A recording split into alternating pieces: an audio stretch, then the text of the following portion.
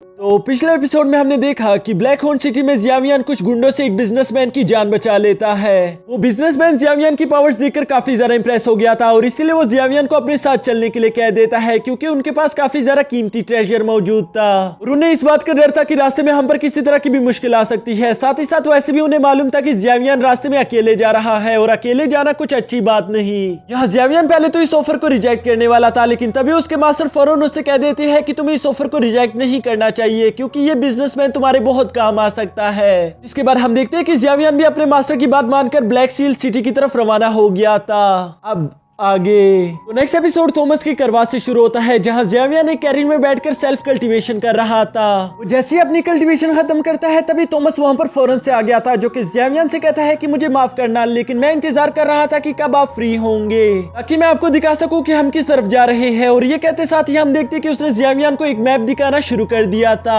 वो जियावियन को बताता है कि ये पूरी जगह नाइग्रा डोमेन है, यहाँ पर काफी तरह के पावरफुल लोग रहते हैं, लेकिन इसके बावजूद भी हम इस जगह पर जा रहे हैं। यानी कि वो ब्लैक सील सिटी की तरफ इशारा करते हुए बताता है कि हमें इस जगह पर जाना है और साथ ही साथ वो बताता है कि ये जगह केनान कॉलेज के काफी ज्यादा करीब है। और साथ ही साथ हम यहाँ पर देखते हैं कि बातों ही बातों में थॉमस ने एक ब्लैक लिस्ट का जिक्र कर दिया था जहाँ पर यहाँ के खतरनाक वॉरियर्स का नेम शुमार किया जाता है। ये सुनकर तो जियावियन भी काफी ज्यादा एक्साइटेड हो गया था, इसलिए वो उससे सवाल करता है कि क्या तुम जानते हो कि उस ब्लैक लिस्ट में सबसे टॉप रैंकिंग पर कौन आते हैं। ये सुनकर थॉमस कहता है कि पहली बात तो ये कि उस लिस्ट में आना ही बहुत बड़ी बात है, लेकिन सबसे टॉप रैंक्स की बात की जाए तो पहले दो का किसी को भी मालूम नहीं, क्योंकि वो लोग हमेशा से खुद को मिस्टीरियस तौर पर हिडन रखते हैं। पता नहीं क्यों वो लोगों के सामने नहीं आना चाहते, जबकि मैं उस थर्ड रैंक वाले पर्सन के बारे में जानता हूँ और ऐसा कहा जाता है कि वो डो की पावर में पीक पर पहुंच चुका है। साथ ही साथ थॉमस बताता है कि उसकी पावर्स बिल्कुल ही लाजवाब है, इसके अलावा वो काफी ज्यादा अच्छा एल्केमिस्ट भी है, इसीलिए तो यहाँ के लोग उसे प्यार से एम्परर ऑफ मेडिसिन कहते हैं। जो सुनकर जियावियन कहता है कि ये निकनेम कुछ ज्यादा ही बड़ा नहीं। जो सुनकर थॉमस कहता है कि मुझे माफ करना, असल में मैंने एक्साइटमेंट में कुछ ज्यादा ही बोल दिया, मुझे तो आपको रियल नेम के बारे में बताना चाहिए था।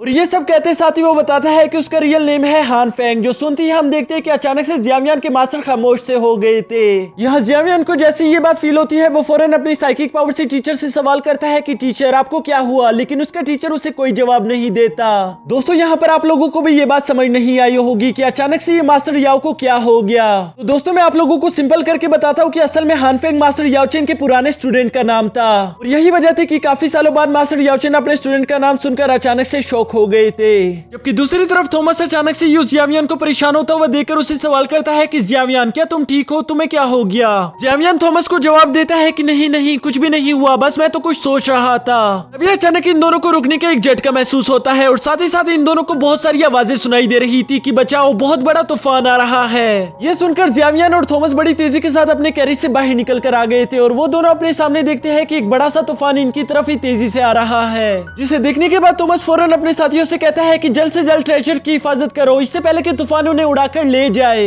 यहाँ थॉमस की ये सारी बात सुनते ही हम देखते हैं कि उनके साथियों ने मिलकर वहाँ पर सारा मौजूद ट्रेजर एक जगह पर इकट्ठा कर लिया था, जिसके बाद वो बहुत सारी रस्सियों का इस्तेमाल करके उस ट्रेजर को बांधना शुरू कर देते हैं ताकि तूफान उन्हें उड़ाकर यहाँ से दूर ना ले जाए। जबकि दूसरी तरफ जियावियन अभी भी उस तूफान को काफी ज्यादा गौर से देख रहा था क्योंकि उसने इससे पहले कभी भी ऐसा तूफान नहीं देखा। अभी अचानक हम देखते हैं कि वो तूफान बड़ी तेजी के साथ थॉमस को उड़ाकर हवा में ले गया था, जिसकी वजह से जियावियन को भी मजबूरन उसे बचाने के लिए उसके पीछे जाना पड़ता है। जियावियन अपनी पर्पल विंग्स की मदद से उसे बचा तो लेता है, लेकिन वहाँ पर धुआं काफी ज्यादा फैल चुका था, जिसकी वजह से वो अपनी करवा को दोबारा देख नहीं पा रहा था। और इसी वजह से हम देखते हैं कि वो थॉमस को लेकर वहाँ नीचे मौजूद एक चट्टान के पीछे चला गया था ताकि वो थॉमस को होश में ला सके, लेकिन थॉमस तो होश में आने का नाम ही नहीं ले रहा था। तभी अचानक जियावियन को एक सोल की आवाजें सुनाई दे देती है जो कि कहता है कि प्लीज मुझे बचाओ। जियावियन उस सोल को वहाँ पर देखकर काफी ज्यादा शॉक हो गया था क्योंकि उसने अपने टीचर के अलावा कभी भी किसी सोल को नहीं देखा था। यहाँ साथ ही हम देखते हैं कि वो सोल काफी ज्यादा घबराया हुआ लग रहा था, ऐसा लग रहा था कि शायद वो किसी से अपनी जान बचाकर भाग रहा है। अभी अचानक हम देखते हैं कि उस तूफान में से एक बहुत खतरनाक डार्क शैडो वॉरियर निकलकर बाहर आ जाता है, जिसे देखकर वो सोल कह रही थी कि आखिर तुम हो कौन और तुम मुझे क्यों मारना चाहते हो, भला तुम्हारी मेरे से क्या दुश्मनी है। लेकिन हम देखते हैं कि वो शैडो वॉरियर उसे कोई भी जवाब नहीं दे रहा था, जिस पर उस सोल को भी काफी ज्यादा गुस्सा आ गया था। वो कहता है ठीक है अगर तुम फाइट ही करना चाहते हो तो मैं भी तुमसे फाइट करूंगा, और ये कहते साथ ही वो उस पर अटैक करना शुरू कर देता है। लेकिन हम देखते हैं कि उस सोल का कोई भी अटैक उस शैडो वॉरियर को छू तक नहीं पा रहा था, जिससे हमें अंदाजा हो जाता है कि वो शैडो वॉरियर कितना ज्यादा खतरनाक और तेज है। यहाँ उस सोल को जैसी ये बात मालूम होती है कि मैं शैडो वॉरियर से जीत नहीं सकता, इसके बाद हम देखते हैं कि वो सोल फौरन से आगे की तरफ भागना शुरू कर देता है।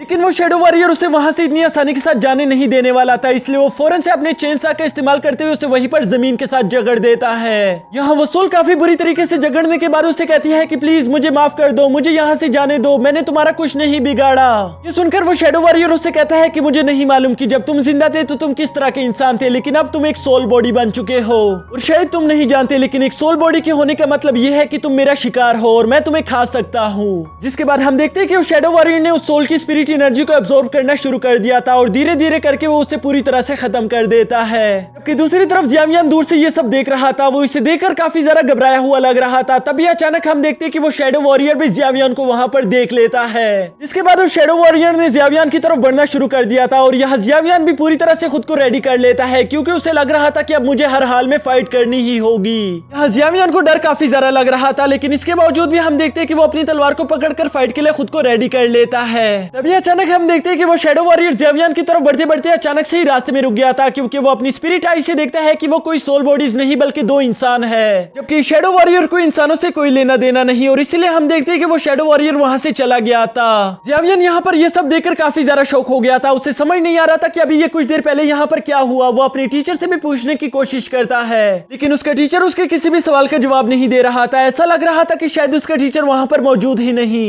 अब यहाँ जियावियान देखता है कि वैसे भी मसला हल हो चुका है, तो इसलिए वो थॉमस को उठाकर वापस करवा के पास आ चुका था, जिसके बाद करवा दोबारा से अपने सफर पर निकल चुकी थी। जियावियान यहाँ पर अपने कैरेज में बैठकर अभी भी उसी शैडो वॉरियर के बारे में सोच रहा था कि तभी उसके टीचर उसे बताते हैं कि वो जामा एम्पायर का एक हंटर है। मुझे जरा सा भी अंदाजा नहीं था कि वो यहाँ पर आ जाएगा, और इसके बारे में मैंने बहुत कुछ सुन रखा है कि ये बहुत ज्यादा जालिम और खतरनाक है। यहाँ अपने टीचर की बात सुनकर हम देखते हैं कि जियावियान के चेहरे पर थोड़ी सी खुशी आ गई थी, और वो खुश होते हुए कहता है कि मुझे बहुत अच्छा लगा कि आप सही सलामत हो, नहीं तो मैं काफी ज्यादा डर गया था कि पता नहीं आप इतने वक्त से बात क्यों नहीं कर रहे। इस पर हम देखते हैं कि मास्टर याओचेन उसके सामने आ गए थे, और वो उससे कहते हैं कि जियावियान अभी तक मैंने तुम्हें बहुत कुछ नहीं बताया, मैं उसी दिन का इंतजार कर रहा था कि किस दिन तुम बहुत ज्यादा स्ट्रॉन्ग हो जाओगे ताकि मैं तुम्हें ये सब बता सकूं। और इसके बाद वो जियावियान को बताता है कि मैं सोल टेंपल से बिलोंग करता था, मेरी रियल बॉडी काफी ज्यादा पावरफुल थी, लेकिन एक धोखे के बाद मैं मरने की कगार पर आ चुका था और मेरे पास और कोई रास्ता नहीं था सिवाय इसकी कि मैं अपनी सोल को इस रिंग के अंदर कैद कर लूं ताकि मैं इस दिन तक खुद को सरवाइव कर सकूं। और सच बताऊं तो मैं इस बात से काफी ज्यादा खुश भी हूं, क्योंकि इसी वजह से मेरी मुलाकात तुमसे हो सकी, लेकिन अब मुझे एक रियल बॉडी की जरूरत है। ये सुनकर जियावियान कहता है मुझे आपकी पिछली लाइफ के बारे में कुछ नहीं मालूम, लेकिन मैं इतना जरूर जानता हूँ कि आप मेरी टीचर हो और आपने मुझे ये सब कुछ सिखाया है। अगर जरूरत पड़ी तो मैं आपके लिए अपनी जान भी दे दूंगा, और जहाँ तक आपके रीइंकार्नेशन का सवाल है तो मुझे जल्द से जल्द फॉलन हार्ट फ्लेम को हासिल करना होगा, क्योंकि उसी की मदद से मैं आपके लिए एक न्यू बॉडी को तैयार कर सकता हूँ। जिस पर उसके मास्टर कहते हैं कि हाँ तुमने बिल्कुल सही कहा, एक रियल बॉडी के बगैर मेरी सोल में इतनी ज्यादा पावर नहीं कि मैं उस शैडो वॉरियर का सामना कर सकूं, और हो सकता है कि हम दोनों की इसी में जान भी चली जाए। जबकि दूसरी तरफ जियावियान भी ये बात अच्छे से जानता था कि वो अकेला उस शैडो वॉरियर को नहीं हरा सकता, और इसीलिए वो खुद से कहता है कि मुझे और पावर्स हासिल करनी होगी। अब इसके बाद सीन शिफ्ट होकर ब्लैक सील सिटी पर आ जाता है, यानी कि ये सारे लोग अपनी मंजिल पर पहुंच चुके थे। जहां जियावियान अपने कैरेज से उतरने के बाद देखता है कि वहां पर बहुत सारे अमीर लोग उस ऑक्शन को अटेंड करने के लिए आए हुए थे। इसके बाद हम देखते हैं कि जियावियान ने भी थॉमस के साथ मिलकर उस सिटी में इंटर होना शुरू कर दिया था, और इसी के साथ हमारा यह एपिसोड भी खत्म हो जाता है।